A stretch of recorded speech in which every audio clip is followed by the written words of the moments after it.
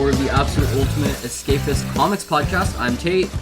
I'm Persephone. I'm Dr. Pearlberry. And we are joined by a never-before-seen special guest, the first appearance of... Sam.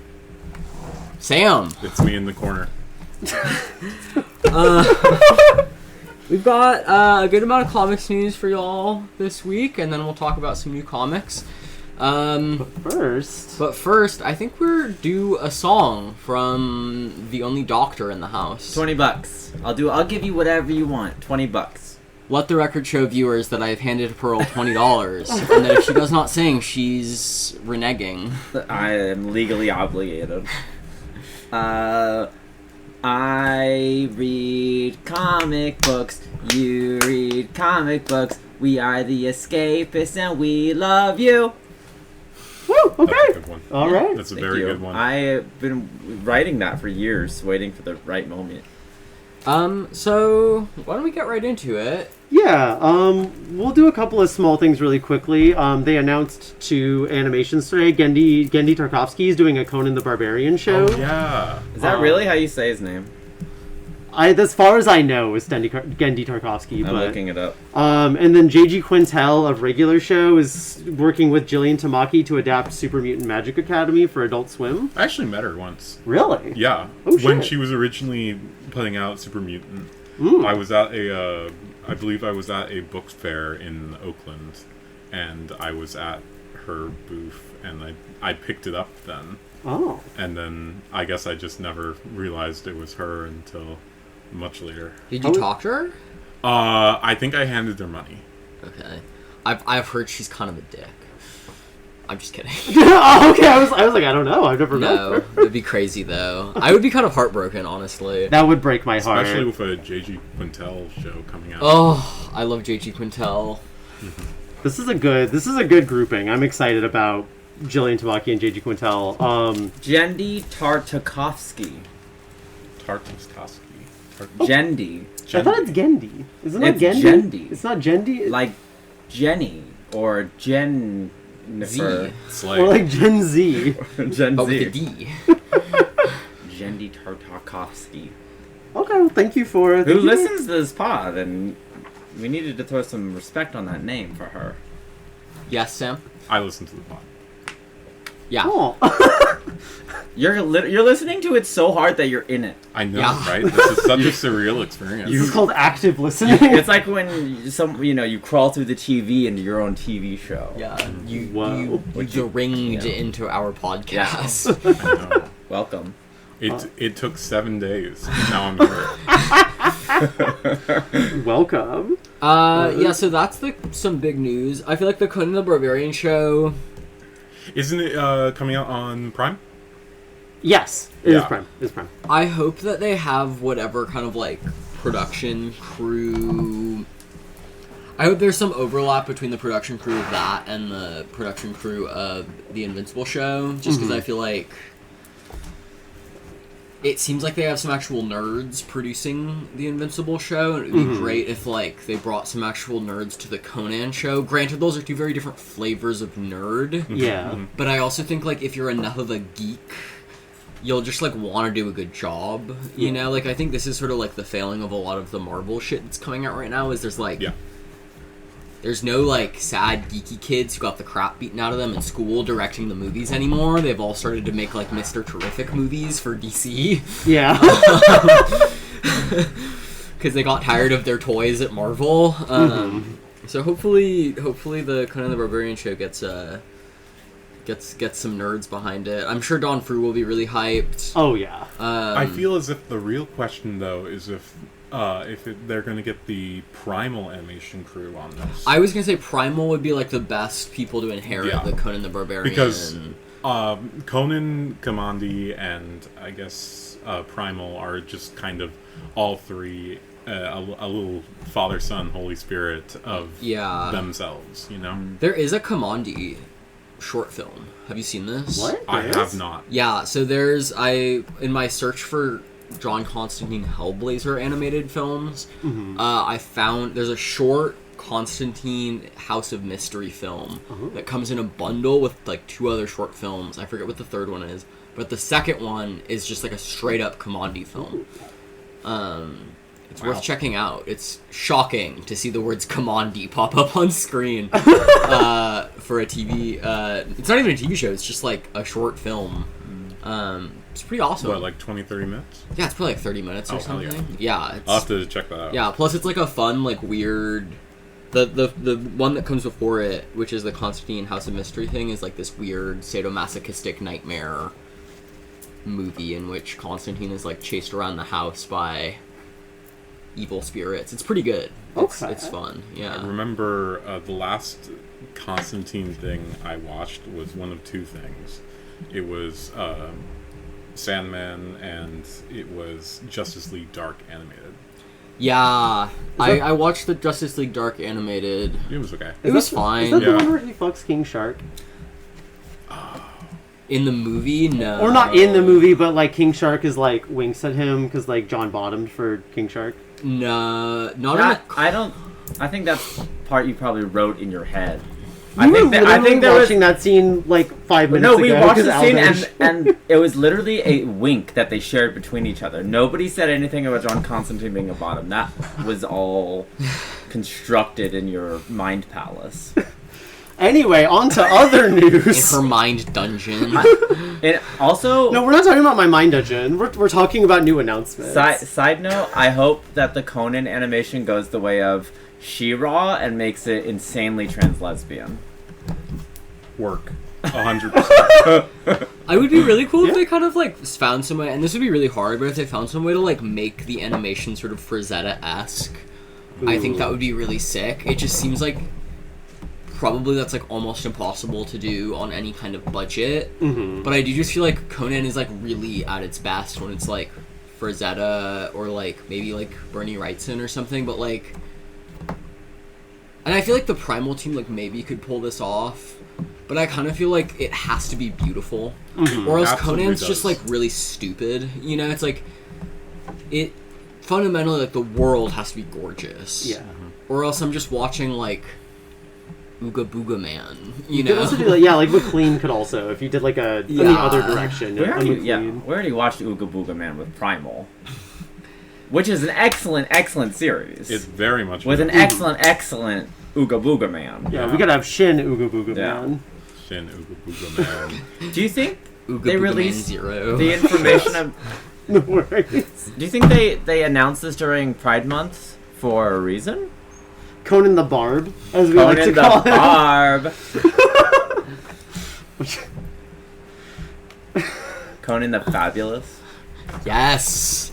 I like this. We should... Okay. Yes, I'm choosing to believe.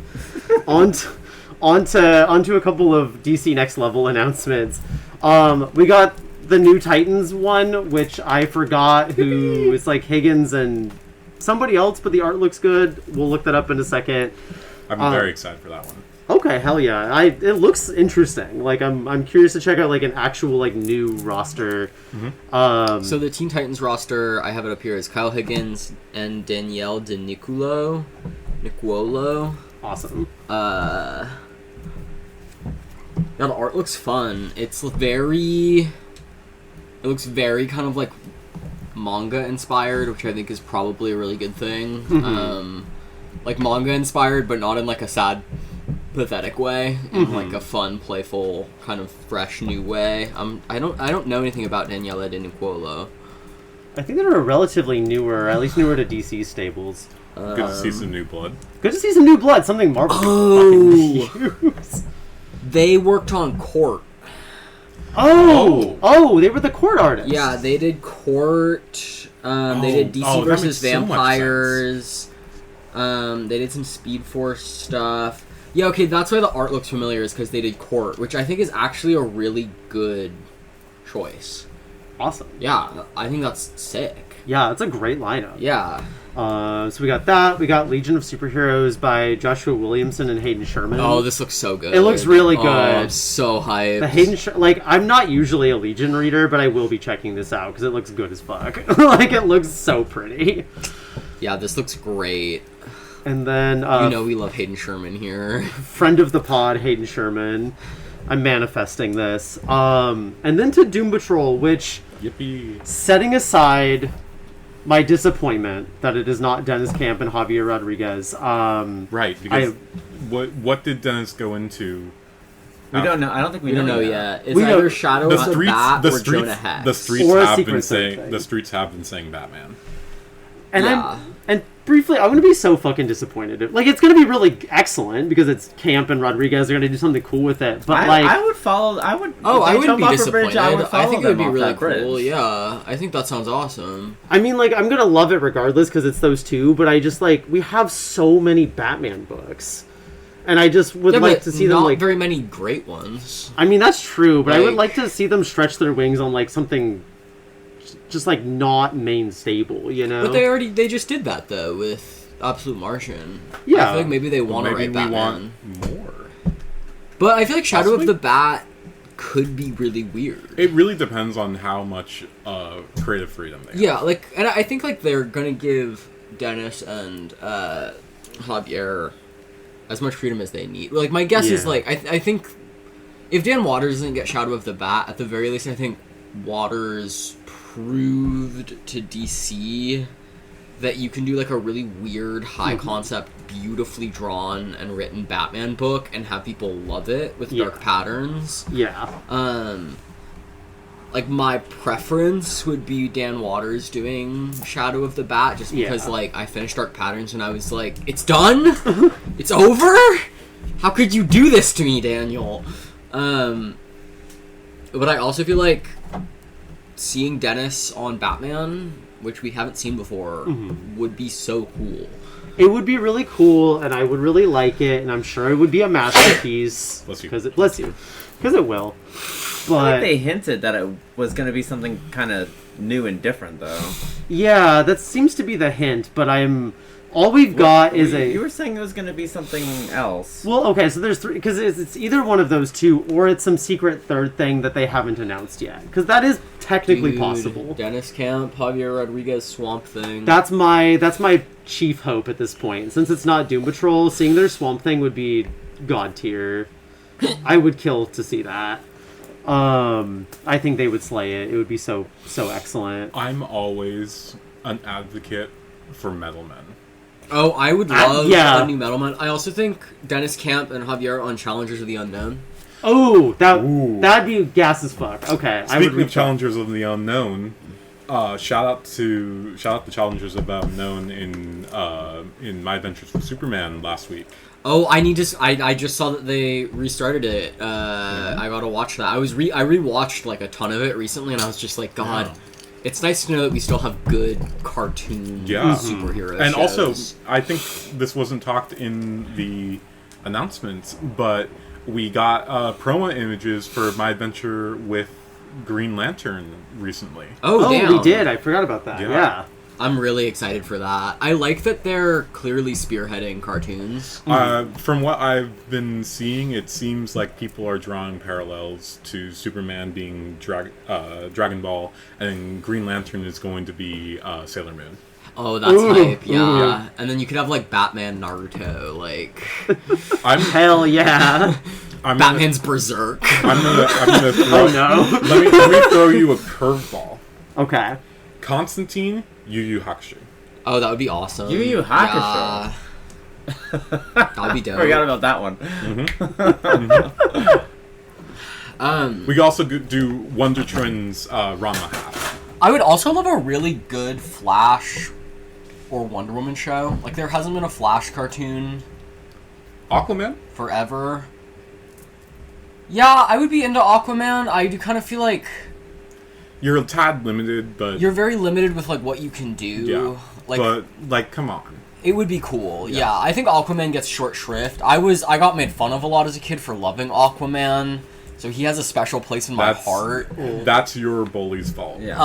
There was a little foreshadowing on the bully's part, probably. You did wind up pretty gay. But I would love, especially because of the ignoring that.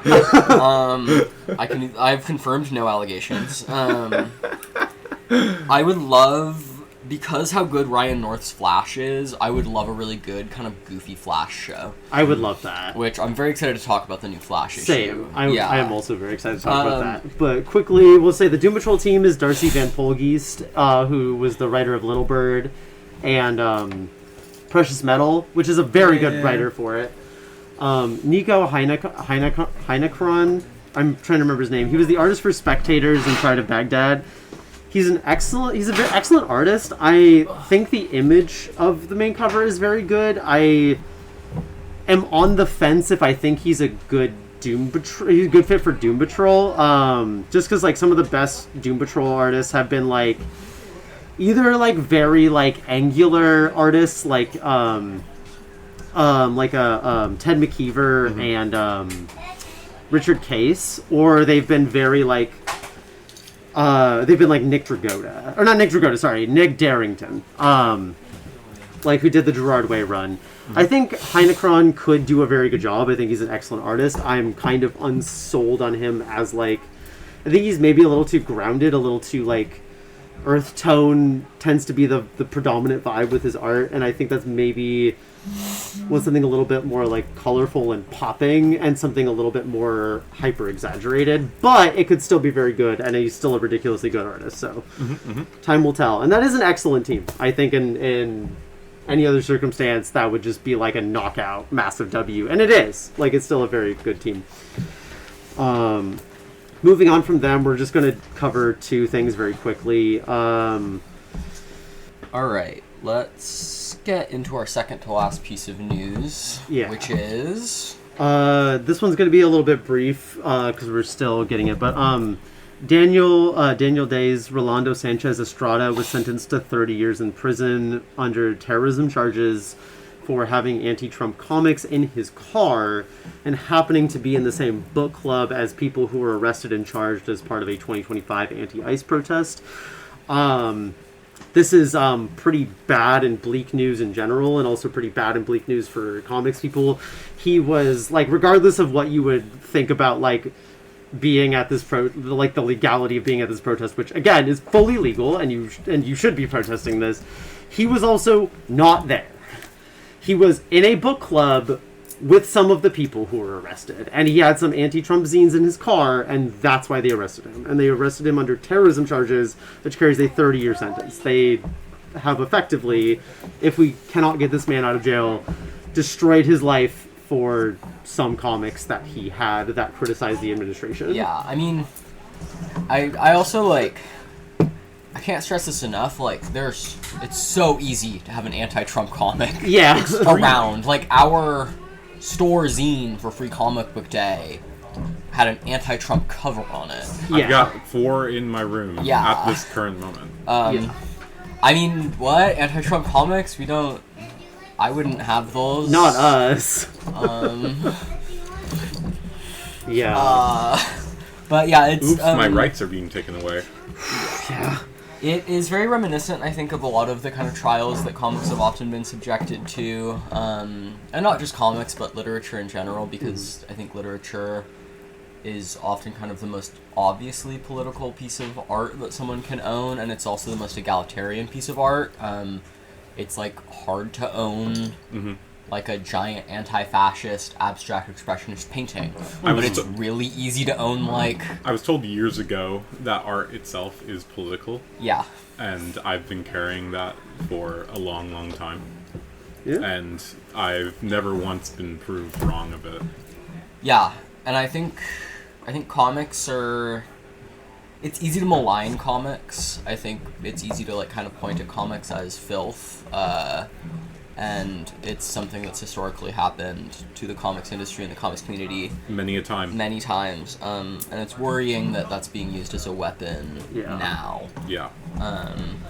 But I really urge people to not let what they read or what they're interested in be dictated by fear. And instead continue to read the critical works that make comics what they are today. Yeah. And again, like, there's a lot of anti-Trump comics being published by, like, big publishers. Like, Tons. Yeah. Marvel, DC, and Image are all publishing pretty objectively anti-Trump comics right now. Off the top of my head, like the sort of Crisis Events, Absolute Martian Manhunter, and Ultimates are all pretty explicitly anti-Trump. Yeah. And obviously, like, the multi-billion-dollar companies that own all of these publishers are not leftist companies.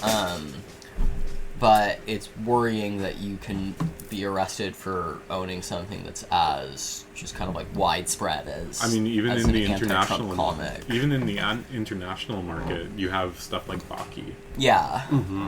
Absolutely. Yeah, absolutely. And to kind of point, or to like expand on what you said, it's like they can't possibly, even if they wanted to, go after everybody making or reading or distributing anti-Trump comics. That would be so incredibly hard. It'd be impossible. You couldn't do it. And so what they're doing is they're making an example of who is making, distributing, reading anti-Trump comics. They're making an example out of one person because to try to scare people. Yeah. And so to your and Tate's points, it's like, don't stop reading what you're reading because they actually can't. Like, be aware that if you're like going to protests, Be careful. Be careful. These things could be linked. Turn off your phone. Wear black. Try not to be identified. Wear a mask. Wear sunglasses. Yeah. Even if you want to go even further, get a beanie. Get a very good hat. Yeah. Throw that on. Cover up. Yeah. Any distinguishing marks. So, last article of business is what we're calling Toiletgate. Oh, yes. I heard about this in the pre-briefing. Yes, Toiletgate. This is a serious matter. Okay. It wasn't me. And it wasn't Dave Pilkey for once. Well, that hasn't been proven. No, this definitely wasn't Dave Pilkey. This is actual really bad stuff. Yeah, so this, what happened recently is that, a fairly well-established, critic, historian, and curator of, the Cartoon Arts Museum, Andrew Farago, who is like a major contributor to the Comics Journal and various other publications, was discovered at a party filming people going to the bathroom using a hidden iPhone in his bathroom during like a family party at his home. I think there was something like 20 videos of people. So someone like a woman was going to the bathroom, discovered his phone poorly hidden behind a towel, and then went through the videos, found a video of him setting it up, and then found about 20 videos of other people using the restroom on the phone. Confronted him at the party. Which good for her. And like read him the riot act, and is now pressing charges. So great. Perfect. Yeah, that's what should happen. Yeah. He's definitely getting in trouble. He like admitted to doing it too. At the party he admitted it, and then I think he admitted it later to the authorities. But he's currently under investigation. There's not much else to like say. I think this is another example of like an excellent job of small local independent reporting. It was broken by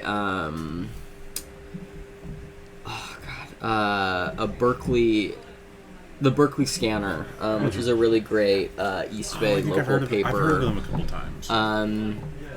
And the kind of fate of the Cartoon Art Museum, which is a San Francisco museum, is unknown. I've been there so many times. I've used the bathroom at that museum. I fear for myself. But yeah, pretty dark stuff. We don't really have updates because I mean we're not covering it. We're not journalists in this capacity. But yeah, not great stuff, I would say. Pretty dark behavior. Worrying, to say the least. But very worrying. Glad that he was caught. Glad that charges are being pressed. Yeah, another case of just like a really crappy, gross man in comics doing the geek image shame. Yeah. Yeah. I feel like it's important to mention that as much as we may idolize artists in some way or form, they are just people, and not all of them are going to be good people. Yeah. But I think he only has one book out, and it was like a Minecraft book, and we don't have it in the store anymore, so... Yeah. Okay, yeah. Minecraft, great. Yeah. Do you have a YouTube account by any chance? Let's hope not. Let's hope not. But, yeah, that's the story. I feel like I don't really have much else to say. That's kind of it. So before we jump into singles, should we just talk about the updates to the stacks, the Tate stacks as we like to call it? Yippee. Added anything to our piles recently? I decided I was going to start JoJo's Steel Ball Run. So I have the first 2 volumes of that waiting for me at home. I'm also currently reading Birds of Prey, like the current Birds of Prey run, the Kelly Thompson. Hell yeah. Which I'm really enjoying. I think that one's really good. If you're a fan of the Sirens Love Hurts stuff, which we've talked a lot about on this podcast already, so I won't get into that.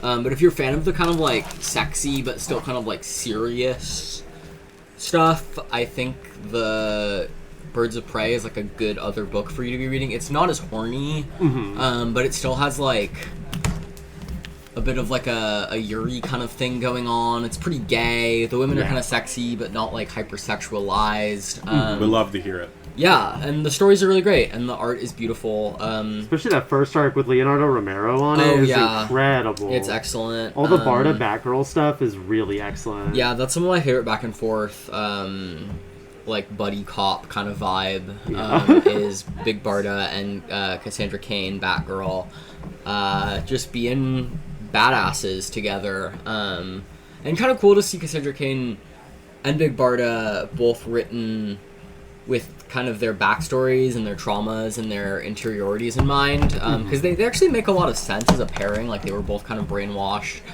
killers who kind of found the light and decided to kind of work for good. So it's cool to see a writer who's like actually interested in like writing both of them.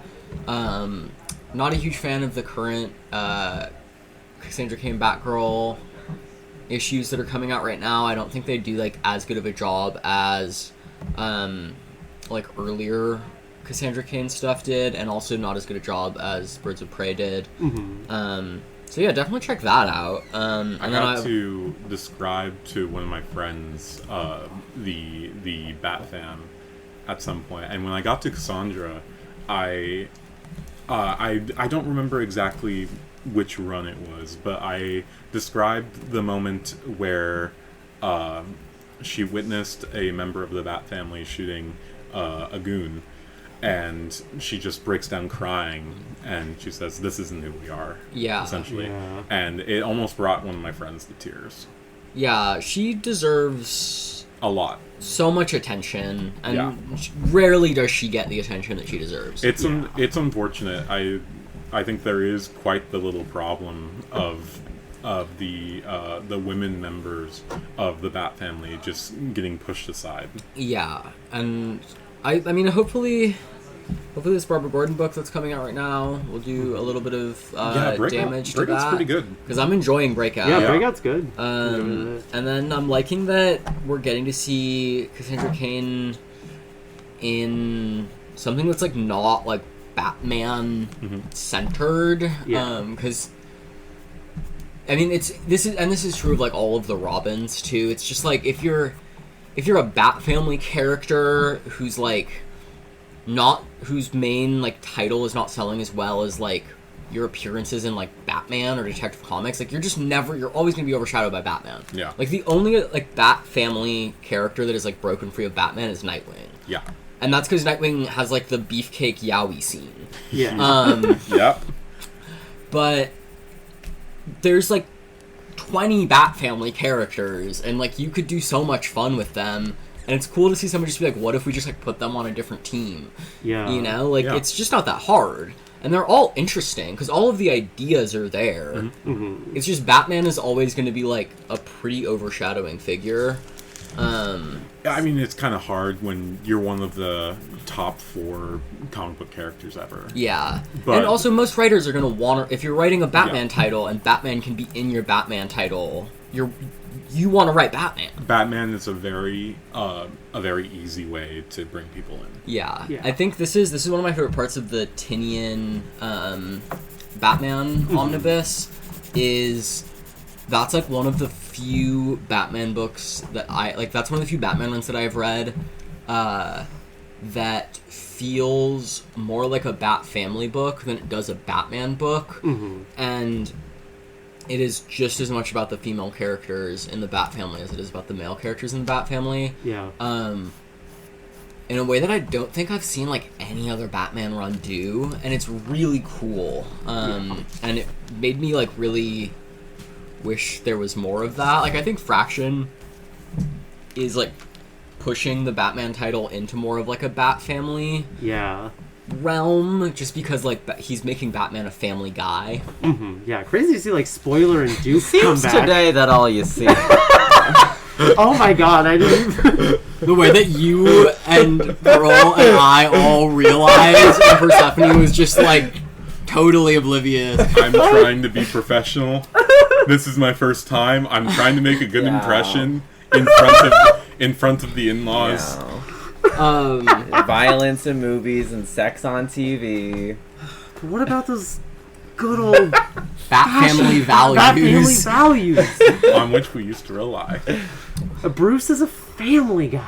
Okay, fuck. We're actually going to talk about that later, but we'll move on for now. Good morning, So gonna lose Gotham, monetization. USA. I hear that today is gonna be a beautiful day. Located in New Jersey. And then the other thing that I brought today was the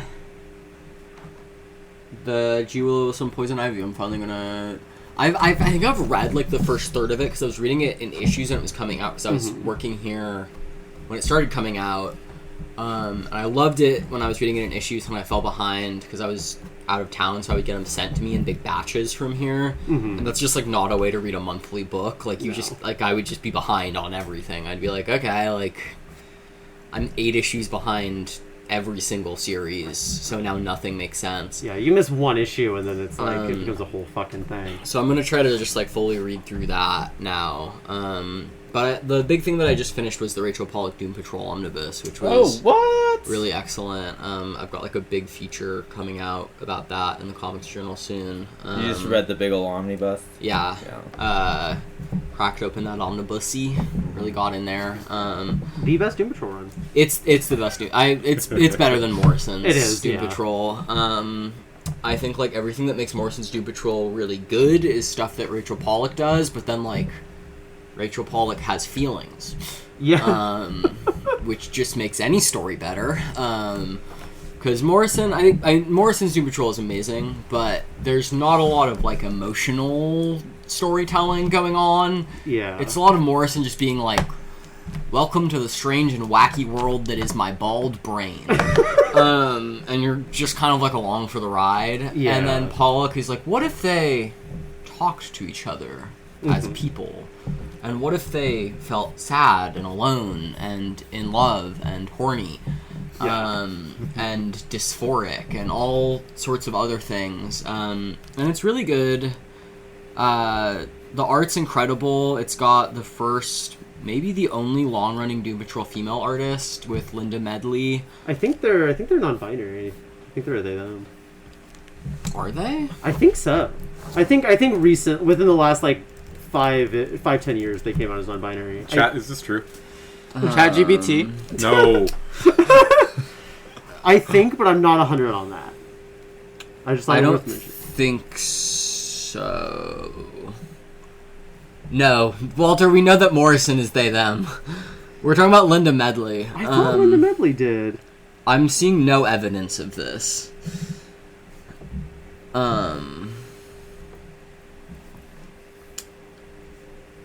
Okay, I could be wrong. I will look into this later. I was really certain this was the case, but I could just be wrong. I'm seeing only references to her as she, her. Maybe we're outing them up to like 2023. And her Rebe- Wikipedia Rebecca page... Sugar? Oh, yeah, she was outed at, or they were outed at. Sorry, they were outed at a Comic-Con. Outed? Yeah. Did we not know that they were gay? They Apparently- made Steven Universe. Apparently, it wasn't out yet. That's ridiculous. Okay, so yeah, I Linda can't- Medley and Ted crazy. McKeever were the two main artists for Yeah. that. Both excellent. Both excellent. I prefer Medley's work, but I think Ted McKeever does a really wonderful job. But it's also got some of like the best like Jewish mysticism and Kabbalah stuff that I've seen in like almost maybe just like any book period. It's like, I mean, it's a work about Jewish mysticism and Kabbalah by a trans Jewish woman. So like there's gonna be some fun shit where she talks about like God as a non-binary trans person and like the sort of gender non-binaryism and gender fluidity of just kind of like most mystical practices in general. And it's kind of like a fresh. This will be in my future, but it's kind of a fresh. It's refreshing to see something from that kind of like 90s Vertigo era that's like mystical, but actually grounded in real mystical practices. Yeah. Like if you read Sandman or something, like Gaiman's just kind of like dicking around. Yeah. Like he's just like, oh, mystical Africa or something like that, and like. And even our beloved Delano is doing that too. Yeah, like, and granted, Delano's like mostly making up shit about like his people, but like it's not actually like real mystical practices, and I don't think that he's not making, most of them are not making claims to realism. Yeah. But it's cool to see someone who's like actually like, because Pollock is like maybe one of the greatest tarot scholars of our time. Yeah. So it's cool to see someone who's like actually just like more knowledgeable than almost anyone in the world about a subject, actually writing about a subject. You're telling me comics aren't real? I mean, they're windows into different dimensions, such Yeah. as the 616. Someone's been drinking the Grant Morrison Dimension juice. Oh no, we're the Grant Morrison Dimension gender fluid. We're gonna have to talk about Final Crisis, which we will not do. Final Crisis. I'm a Final. Yeah, actually no. I don't know if I'm actually a Final Crisis defender. I'd have to reread it. I probably am not. But yeah, no, that run is excellent. I think it has some of the best like trans character writing in like a monthly comic that I've ever read. Like, I don't think there's been as good of like a trans character in a monthly comic between Rachel Pollack's Doom Patrol and like Nice House by the Lake. Like, I think the gulf is that wide for like a trans monthly. Obviously, trans graphic novels, that's not true, but like for trans monthlies, like it's not even close. Like the stuff that Rachel Pollack is able to do, like a lot of gay stuff just kind of feels like cloying, or it feels like it's like performative, or it feels like it's like trying to get straight people to like be like, we're humans too. And it's like Rachel Pollack is just like not interested in like explaining stuff at a first grade level to grown adults. And like that's beautiful. It's beautiful, yeah. Like the relationship that she has with Robot Man is like extremely complicated and like messy and beautiful. Like there's I forgot to pronounce it, but it's like the Tiresias Wars, which is like the biggest arc in that book. Tiresias Wars. I won't talk too much about it, but she like the stuff that she does in that arc is like some of my favorite Vertigo stuff. Period. I won't say what too much else, but the that bit where like, and all the dead were once my lovers. That's the tattoo that I want. Oh yeah, but yeah, that's just like a really gorgeous comic. They're coming out with a paperback, collecting it for like $40 instead of the $125. Yeah, they're coming with it DC's Finest. There's no way it's the whole thing though. No, it is the whole thing. It's at DC's Finest. It's gonna be the whole thing. I checked. That's gonna be very thick. It's gonna be thick, yeah. I think they're just not including because her run's only 23 issues. It's not actually that long. The whole omnibus is her run, except for like one chapter in the back though. That's like really long for a DC's Finest. Yeah, but I think they are doing it.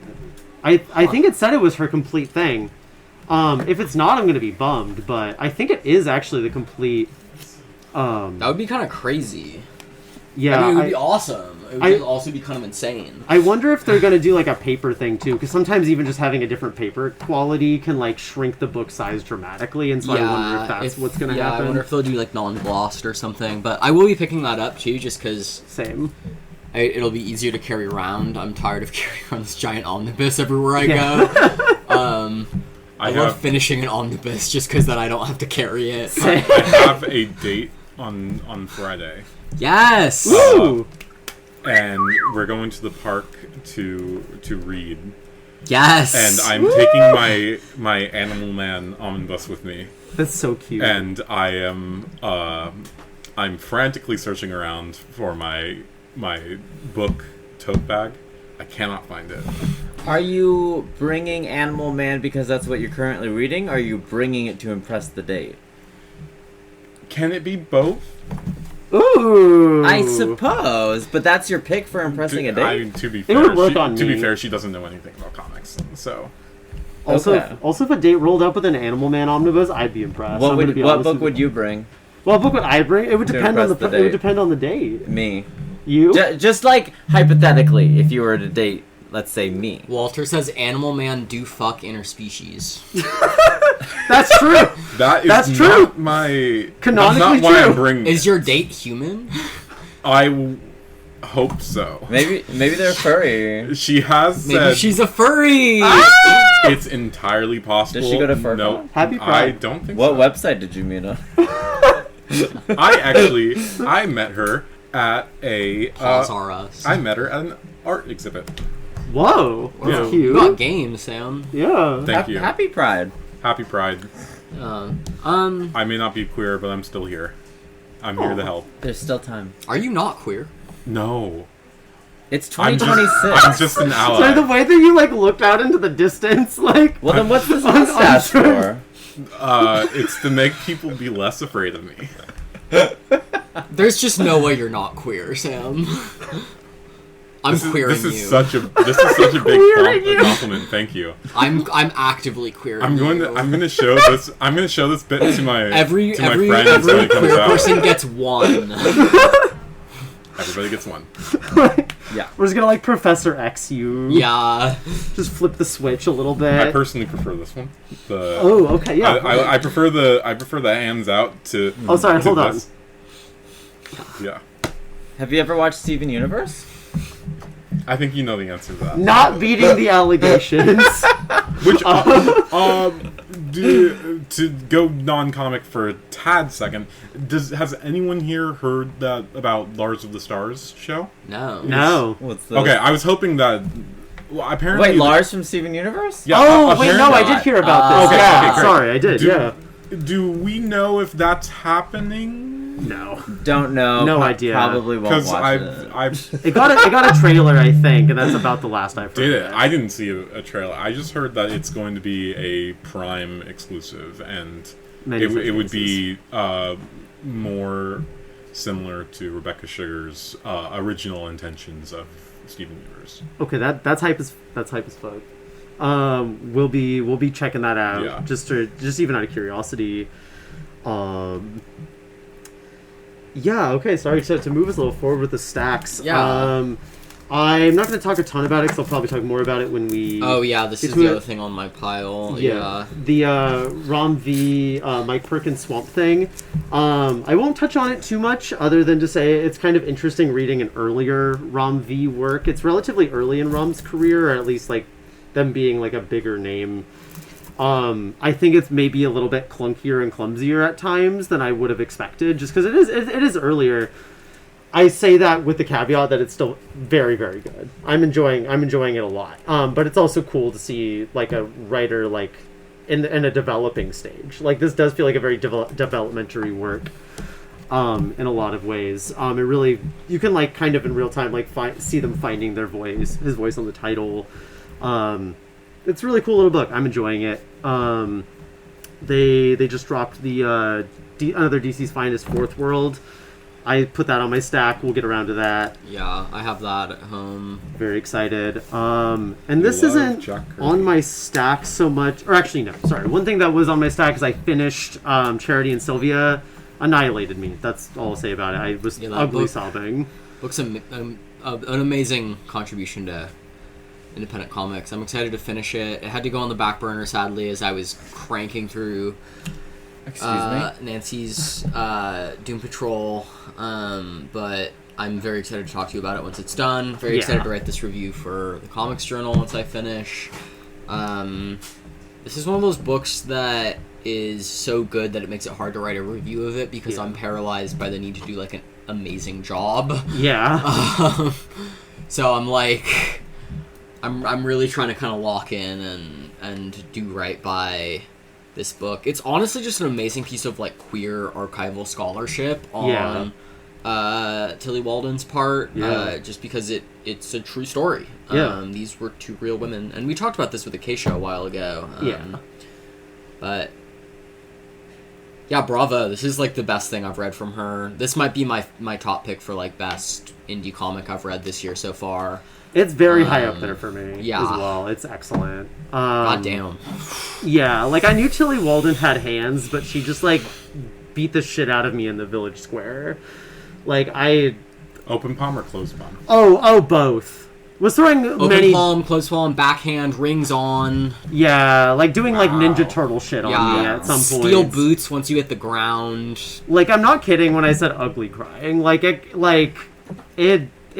Yeah, it's very touching and it's very beautiful, and she does so much. It's an incredible work of fiction. Do we have any more copies in the store? We are out. Dude, Tilly sells. Which goes to show how popular. Yeah. Yeah. Yeah, Tilly's one of the few like truly like indie graphic novelists, I feel like, where something drops of hers and her fans go crazy. Yeah. Like Michael DeForge has fans, but Michael DeForge doesn't have fans the way Tilly Walden has fans. Yeah. You know, like Michael DeForge's fans are kind of slow and sleepy. Mm-hmm. Except for me, Tilly number one Michael book DeForge enjoyer. Rabid. You know? Did you ever read Clementine? Yeah, I think I'm like a book and a half into Clementine. Oh, really? How's that? Have you read it? No. It's really good. I'm just not into The Walking Dead whatsoever. So the thing is, it's not really a Walking Dead book. I really love the Walking Dead comics, but they're very much their own thing. And Clementine, because it's like 2 degrees of removal from the Walking Dead comic, because it's the comic of a video game adaptation of a character who's not from the original Walking Dead comics, and so it feels very much like totally its own thing. Yeah. How did she end up making a comic book of this character? That's so I don't know, Popularity. but she does an amazing job. It's such a niche character. It's so dark. It's really? It's as dark as like the normal Walking Dead comics, if not darker, because she's like alone the whole time. Like the Walking Dead comics are really dark, and like anyone can die at any time, and like, but like it's an ensemble cast, so like there are moments of real joy, and there are like some moments of like,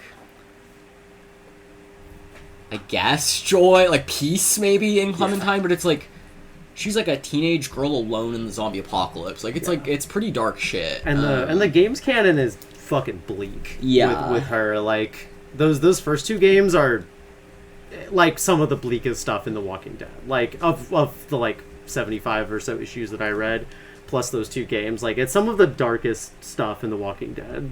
Yeah. Truly. I would definitely say if you're like not a Walking Dead fan, but you like Tilly Walden, or you like kind of, I would almost say it's a horror book. It's like a quiet horror book. Yeah. If you like Tilly Walden though, like this is her maybe at her second best. Okay. It's really good, I think. I need to check. That's one of the only Tilly Waldens I haven't read yet. I think Tilly Walden has like a darkness in her, and Clementine lets it come out in a way that like her other books that are a little more like, not necessarily twee, because that has like a weird connotation, but like kind of pretty. Yeah, there's a prettiness. Don't let her shine through. Is it gay?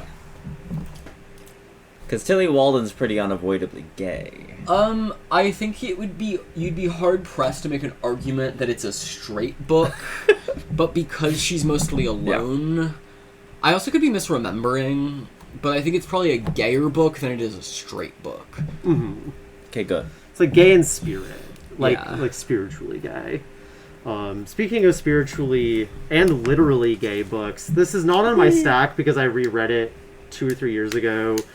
But they recently put out a compendium edition of Matt Fraction, Gabriel Bond, Fabio Moon's Casanova, the initial trilogy. Oh, I'm so excited to read that. This shit is unbelievably gas. Like, when I say that this book is as responsible for making me trans as this cracked her egg. As Morrison's The Invisibles. No, like, legitimately, Casanova is her root. This actually is my root in some ways. Oh, then I can't read it. I don't want to be turned trans. Yeah, I don't want it to awaken something within me. The baseline... Give it to Sam. The baseline premise of this I must book, read all literature, no matter the cost.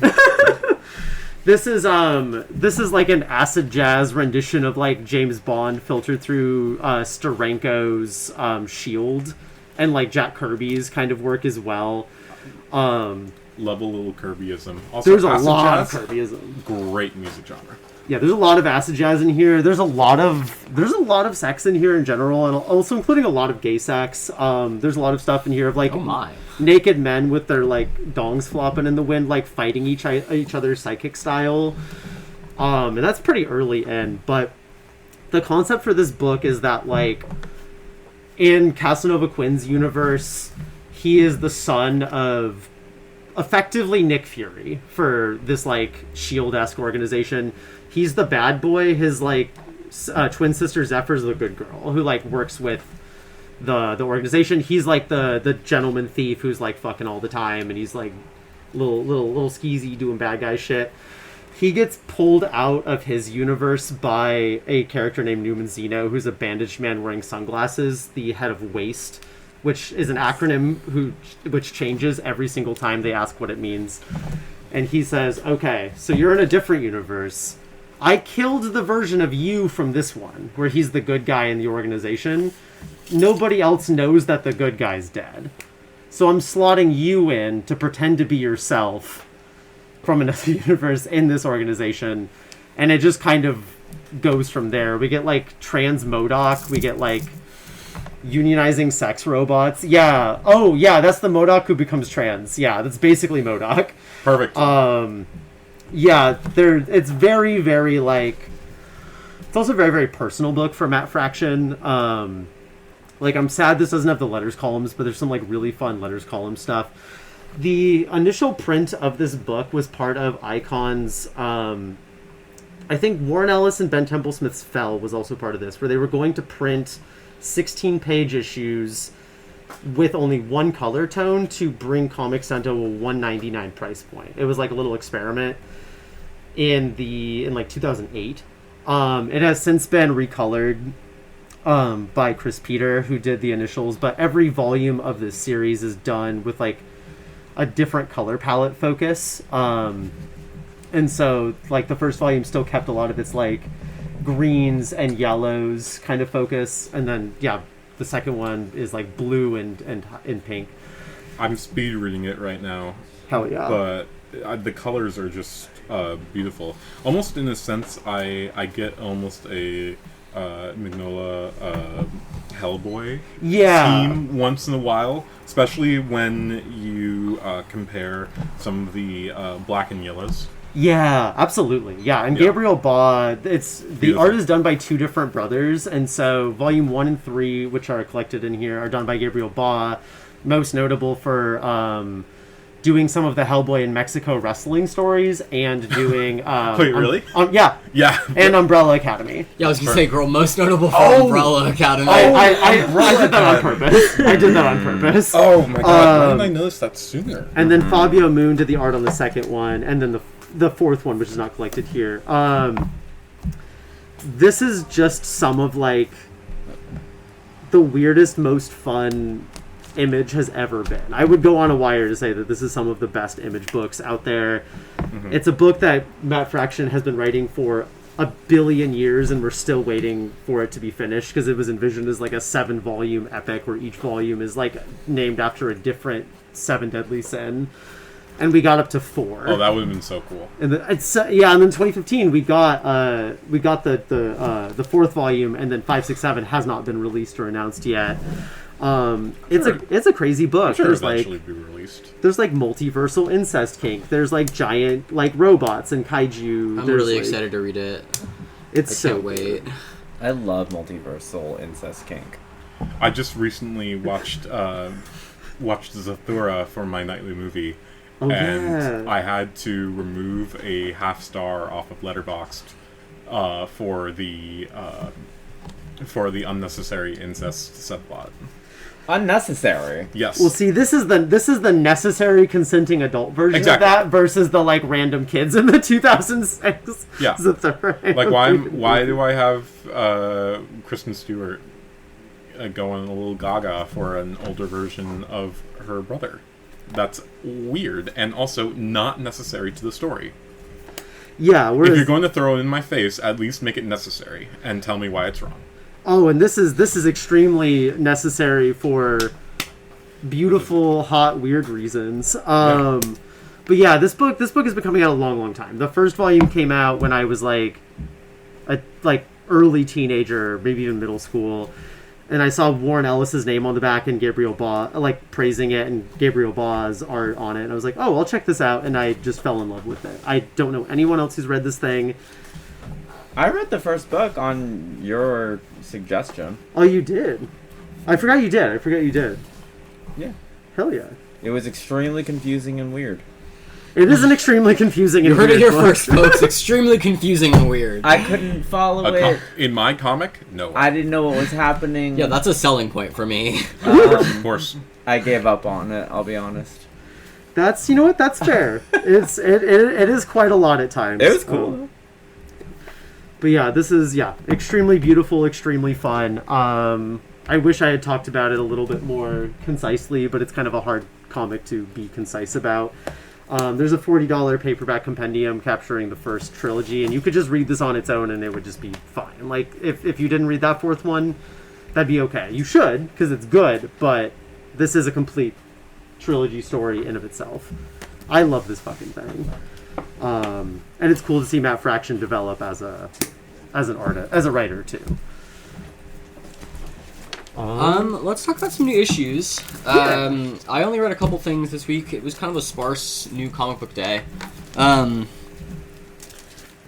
gonna say Gotham Academy issue 5. Very excited that they're gonna be finishing this story because it's one of my favorite little gems that DC's putting out. Really enjoying it. Gotham Academy, that's with maps, right? Or am I thinking of a different Gotham Academy? I think that might be a different Gotham Academy. There we go. But I think there was like a standard Gotham Academy that was a Beckett Cloonan book, and then this is like a different, also Cloonan led Gotham Academy. It's more recent. Yeah. But this is great. Very underrated in my opinion. I was really sad and pissed that they announced that they were putting it on hiatus / canceling it, and issue 5 they stopped it at issue 4, and then it was unclear that they were going to finish the story at all. It was a little bit like the Runaways reboot. What is this, Marvel Comics? This is DC. Yeah. Oh I'm so dumb. No, it's fine. But yeah, it's Marvel pilled as fuck. Except they brought it back, which I'm really thankful for, because the story writing is really good. It's like some of the best like Scarecrow stuff I've seen in a while. Like Scarecrow's actually spooky. Hell He yeah. shows up in this book and you get like a little feeling in your tummy. That's my boy. And well, I mean, it's Gotham Academy, so I assume it's in like a high school situation. yeah, it's like a high school situation, but they're in like a very like gothic Yeah, school. thus Gotham. Yeah. But that makes sense for Scarecrow, because Scarecrow inherently works off of fear, Yeah. both in a power and a character sense. No, it's perfect. And so praying against teenagers is a perfect way to put a little more life into the character. Yeah, it's really good. I Yeah. would definitely recommend reading it. When it's collected, if it's collected, hopefully it's collected. Definitely read it. The art's great too. It should be collected. I feel like if you're going to put something out on the monthlies, it should be collected in some form or way. Because Yeah. just purely step back, even from a business perspective, you're not losing anything from not putting it out on physical. Yeah. Oh, Walter just texted Scarecrow is killing the children. Yeah. Ooh. That's it, yeah. There's It's less Scarecrow is killing the children in Gotham Academy, and it's more Scarecrow is using the children. I see. Which is perhaps more terrifying.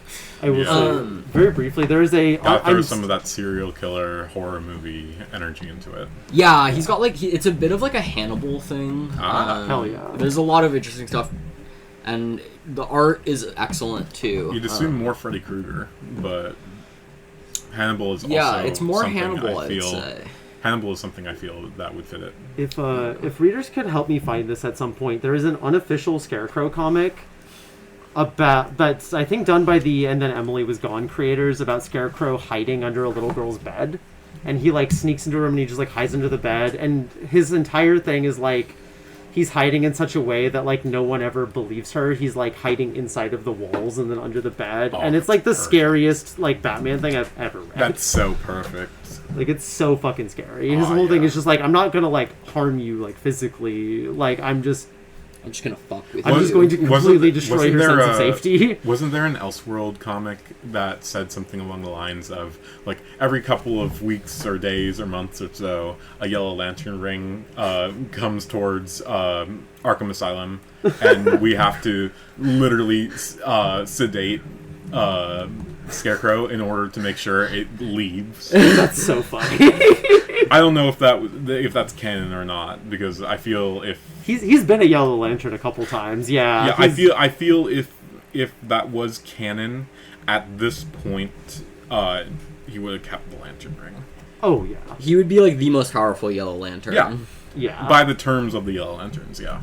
Like Scarecrow v Sinestro would go so hard. Yeah. I would love to see a Sinestro. lantern arc of Scarecrow taking over the Sinestro Corps. Wait, that would be so cool. Call it the Scarecrow Corps. Yeah, the Sinestro. No. I like the Sinestros. I like that. That's a great one. I like you're like I have to turn into a pun. I am Things work better duty in puns. bound. I am duty bound to turn it into a pun. What's next? Okay, the last comic I want to talk about is The Flash, issue 34. I've been on record saying I love the new Ryan North Flash It's so stuff. good. And honestly, like, this is such a good continuation of it. The conclusion of the, like, Death TikTok app run, like, story arc was really fun and good. And this one's, like, no worse. It's got, like... I mean, it's got some, like, really, like, actually just, like, funny stuff in it. Oh, yeah. Like, there's, like, this bit where Flash keeps having to go back to, like, the Central City Library to study how to fight Gorilla Grodd. And, like, the books he's reading are, like, The Weaker Points of the Larger Primates, How to Fight a Gorilla, From Bonobo to Bonogo. I'm pretty sure I could fight a gorilla, and here's how I do it. And fighting techniques against unreasonably large opponents. And so there's just, like, some really funny, like... The butterfly bit's great. Oh, yeah, there's a really good butterfly bit where he, like, goes back in time, steps on a butterfly, and then it's, like, Jurassic Park in the real world. But there's also some, like, genuinely out-there layout stuff going on here. Like, there's this crazy page of, like...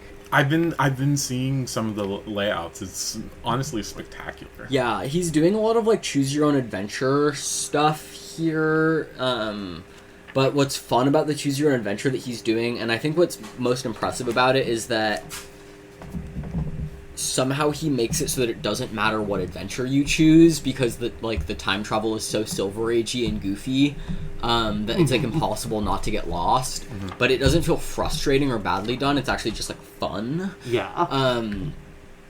But it's just a great time. I don't like it's kind of just like North doing what North does best, which is doing, like, the fun science hero thing. And it's got some great Mr. Terrific stuff in it, where, like, Mr. Terrific and Flash are trying to figure out some of his new powers. It's got fun, like, fake superhero science stuff. where Mr. Terrific and the Flash spout some like random science mumbo jumbo that explains like his new power and stuff. It's just a good time. It's a I don't great know. book. The art is awesome. I love the Guidry stuff. I don't know. Yeah, everyone should be reading Ryan North's Flash. Get on it. I never expected Ryan North's Flash to be a book that I never expected The Flash at all to be a book that I was like extremely excited about every week that it comes in. But I am now. Just like it comes in and I'm like, oh my god, The Flash is here. Fuck yeah. Because it's great. It's an exceptional book. I'm loving it. It's so much fun. Like this is kind of just peak for what this is doing. Like this kind of like fun, like Silver Age science hero book. This is exactly what I want. Like, and just kind of like a small note on this and Fractions Batman that I just kind of want to talk about. It's like kind of a side tangent. Are people here familiar with like the concept of the datification of games? No. Is that the one where the memory usage is too big, or is that the one where where it takes too much data to run a game? No. So like like being the a dad. datification. Datification. I heard data. That's what I heard as well. I think we're having like a reverse datification of comics, parentheses affectionate, because in datification of games, what happened is a bunch of men who had been developers on games for 10, 20, 30 years were starting to become fathers, and they were not very good at it, and they were like felt really bad about it, and so they would make these games like the new God of War trilogy and The Last of Us, where like being a father was reflective of like the sins that they bared. Like, so they would be like these games about fatherhood, but they would be these games about like how sad the dad is and how hard it is to be a dad because of how much like their kid and the burden of being a father. The burden of being a father and like the burden of their sins. Okay. Like, is it like is this a simplified version of like the Facebook mom like comic images? Like, maybe? I'm not sure I understand. I know what you mean. It's like, you get your mom mad and then she sends you a Facebook image of like it being a mother is so hard. Not that being a mom isn't hard. Shout out Queens. But it's like being a mom is so hard. Something like that, Yeah, sorry. I'm still I think it's a similar vibe. Yeah. Similar vibe. Similar vibe. Yeah. Okay, I'm so glad I wasn't just talking on my ass. No, you're not at all. No. Great, I know stuff. You know many things. Unfortunately, I'm burdened. I guess. Yeah. Let me rephrase it slightly. Okay. For games, fatherhood is the scale upon which all a man's sins are weighed. But for this kind of batch that we're getting with DC right now, with Ryan North's The Flash and Matt Fraction's Batman, like being a dad is like awesome. Like it can be challenging, it can be difficult, but it is also a process of like learning with your kids. Mm-hmm. There's like a real engagement with like fatherhood in some of these DC comics recently of like as just like a good thing. Yeah. Okay. And like kind of like a beautiful like mutually like growing like a relationship in which you like mutually grow together. Yeah. And I think that's such an interesting contrast from like the datification of big games became something that like I mean, those two that I mentioned earlier were like the biggest examples of it, but it's something that had been like was so big that so many games were becoming about like weighing a dad's sins through their children. Whereas through DC now we're seeing like these like men who are like fathers themselves like reflecting that in their work, but in a way that's like actually really sweet and touching and like I think really like cool, and it's nice to see.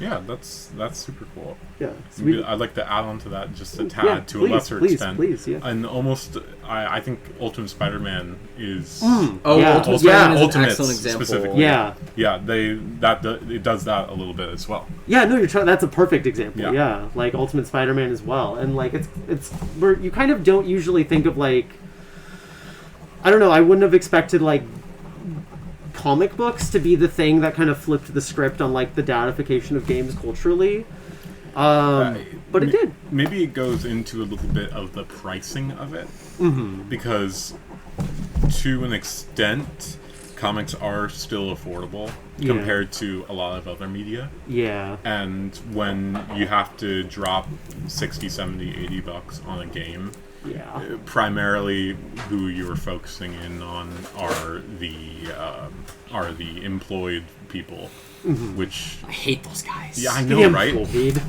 Get out of here. I hate the employed. employees. Despicable.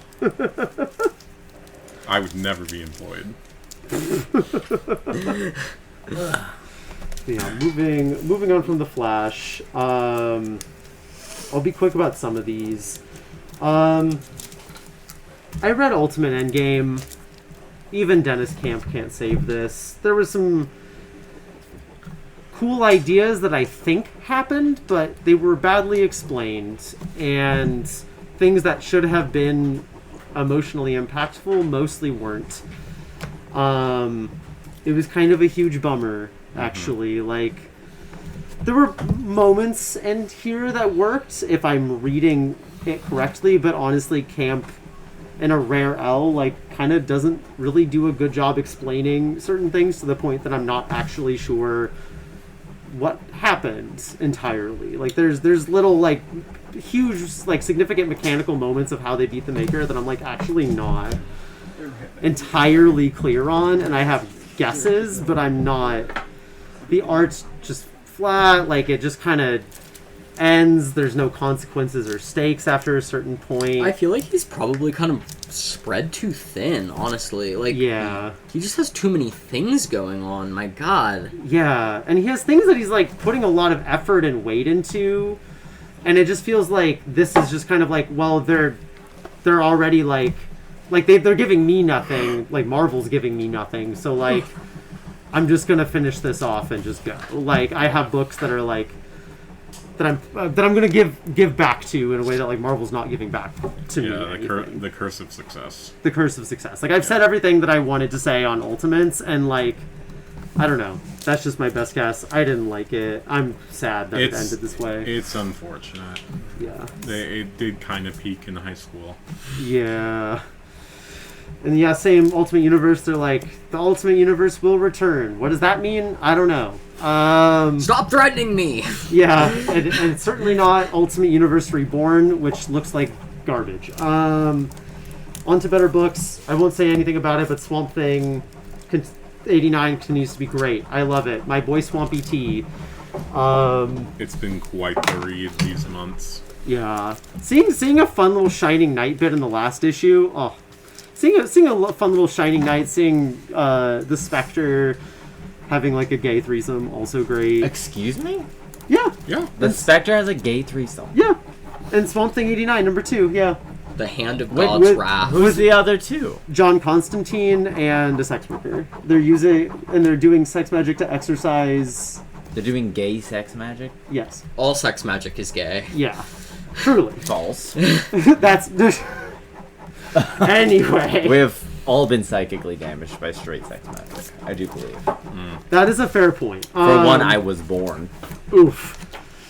Well, okay, that is magic. That is magical. Yeah, because you're here. I didn't ask to be born, Persephone. Well, I'm grateful you were. The one thing I'll say is there's a bit in this issue where just, like, Swamp Thing gets, like reincarnated through time as like a tree on the side of a cliff, like overwatching, like, some of the first humans in the Bear Tribe, which is, like, DC's, like, poetic, like, first people thing. And it's just, like, there's, like, multiple pages just devoted to him being, like, watching the life cycle of these trees around him and, like, describing, like, the passage of time through his brother and sister relationships through other trees. And it's so great. It's, like, everything that I love about Swamp Thing. That's all I have to say about that. Like, Be swamped. Absolute Wonder Woman continues to be really great. It's kind of doing a similar thing to Absolute Batman right now, where, like, because of some personal tragedies, like, both characters are, like, darkening and experiencing this kind of, like, despair and hopelessness. And while I think both approaches do work for their characters, I'm maybe a little bit more moved by what Absolute Wonder Woman is doing, because guest artist Dylan Snook does a tremendous job of, like, illustrating, like, a tremendous weariness on her face. Like, you can really feel the impact in a way that, like, as much as I think Absolute Batman's cool and all, a lot of what it is he's like, I'm mad, so I'm doing cool guy mad stuff, where, like, I'm taking out my anger at myself on other people, and I punch and I kick and I don't feel anything outright, whereas, like, Absolute Wonder Woman is, like, roaming around hell, just despondent. And it really, you can feel it in a way that I feel like a lot of the kind of emotional impact is lost in Batman just by virtue of, like, how Absolute Batman operates. That's kind of all I'll say about it. Image book in your skin continues to be one of the best things Image is putting out, and in fact one of the only good things Image is putting out. The body horror continues to only get more revolting from here, and this leaves me with some questions about how certain mechanics of the magic in here work in a way that's exciting. I feel like there were certain things I assumed that are just not true, or maybe not true, and I'm really excited to see where that resolves. Continue to love this book.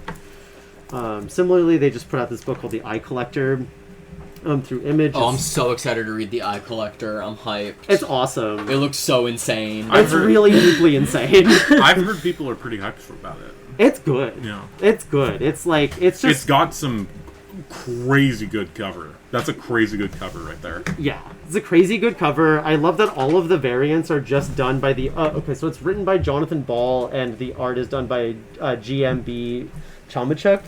Chalmachuk just did the other 3 variants to the book. Like, they're all Chalmachuk covers, which I think is fun. Like, if you're gonna do other variants, like, just do weird, insane shit for your variants instead of another, like, Absolute Batman homage, because if I see another Absolute Batman homage, I'm binning your comic book. I don't want to see it. I'm tired of seeing the same 5, like, oh, you know what the Akira bike is? Good for you. We all do. Grow up. But I guess comic book fans are now experiencing what Akira fans experience with the poster homages. See, a comic book... Yeah, that's exactly what it is.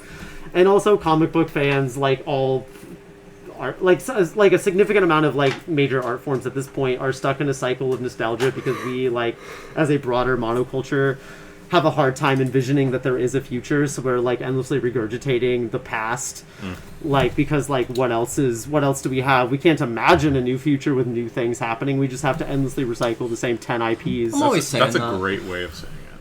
I love my trough. That's very smart. I love my IP trough. Yeah. Even stuff I like as much as I'm excited about some of the new, like, Adventure Time shows as a huge Adventure Time fan, I'm also like, there's, like, 3 new Adventure Time show announcements, and I'm a little bit like, we can let it go. Mm-hmm. I would love it if they just made, like, a normal Adventure Time show. Yeah. I kind of, like, okay, this is my hot take that I might get canceled for, but, Wow. I think that the, like, concept of the Adventure Time spin-off is kind of stupid. Yeah. Because I think the beauty of Adventure Time is that you can do whatever the hell you want with it just in a normal Adventure Time episode. Like, you can just have a Fiona and Cake episode in Adventure Time. Yeah. That's how we originally had them. Mm-hmm. So, like, why don't we just make more Adventure Time if we want to make more Adventure Time? Yeah. Like, So your argument is that Adventure Time shouldn't have ended, and instead of the finale that they did, it should have just gone to the Fiona and Cake and just called it Adventure Time. No, I think that they should have just, like, kept... Like, I think that if they were gonna go back to the Adventure Time trough, they should have just, like, done normal Adventure Time and then done what we've always done with Adventure Time, which is, like, if a writer pitches a really good, like, Princess Bubblegum and Marceline story, we have an episode of Adventure Time that's a Princess Bubblegum Marceline story. Yeah. Okay. And because I think then it becomes like... That makes sense. Like, the beauty of Adventure Time is that it's this, like, endless sandbox of weird, compelling storytelling and characters. But once you're like, oh, we're going to make a Fiona and Cake show or whatever, it becomes more kind of bound by the IP and the marketing in a way that I think feels kind of sad and gross. Whereas Adventure Time was like this magical thing because it was genuinely like so freaking weird and so unpredictable. You know, like you could have like a fart joke episode next to like 20 minutes of existential dread. Yeah. And I think that was magical. And you could watch that play out across the 2 seasons of Adventure Time, or the Fiona and Cake show, because the first season was just about letting go. Like, it was about just like, all right, it's over. Like, we need to grow up and move on.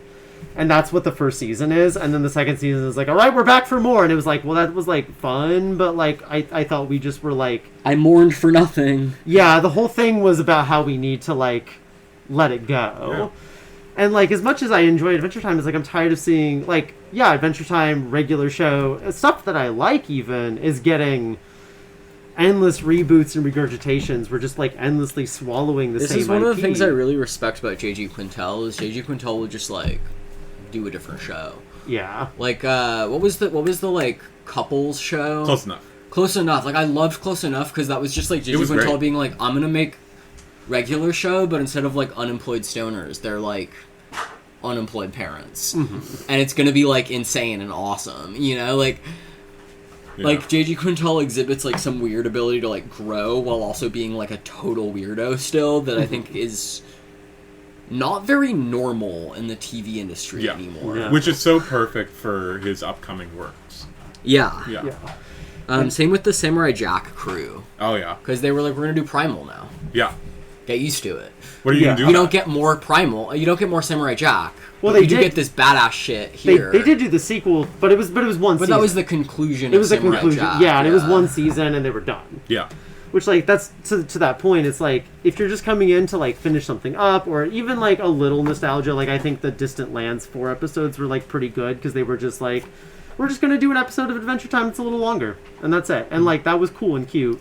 But we're so locked in on this, like, every, like, Lost Fantasy, that in Fireborn, that entire series, all of their variant covers are just, like, here's homages to different video game covers you remember from when you were 12 and didn't have responsibilities and you thought your father might love you someday. Like, it's like, or like same with like every cover or every comic has like a. My dad loves me. Well, that's because we're not reading Fireborn. Oh, okay. Wait, is that the Kirkman book? That's not the Kirkman. Oh, no, that's okay. Firepower. I was which gonna is say Firepower is great. I love Firepower. No, Firepower is for people whose parents love them. Fireborn is different. No, Fireborn is a spin-off of Lost Fantasy. More recent. It's the spin-off of Lost Fantasy, which is a book with 9 issues, which is a crazy thing to have a spin-off of a book with 9 issues.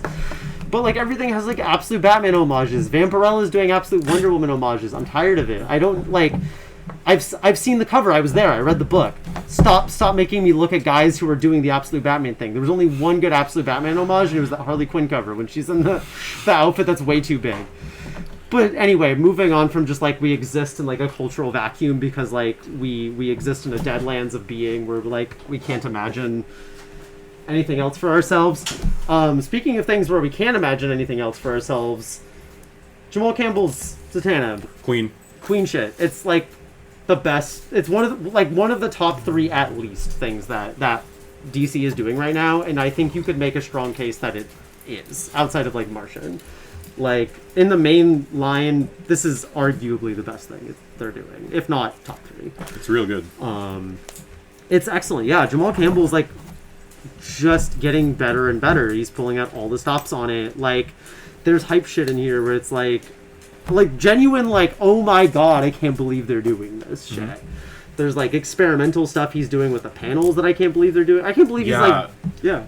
We were talking about unique paneling earlier with Flash, and I think near equally can it be talked about with Zatanna. Yeah. There's also I'm loving the vibe of the villain of are we fully sure if Mr. Censor Man is a villain?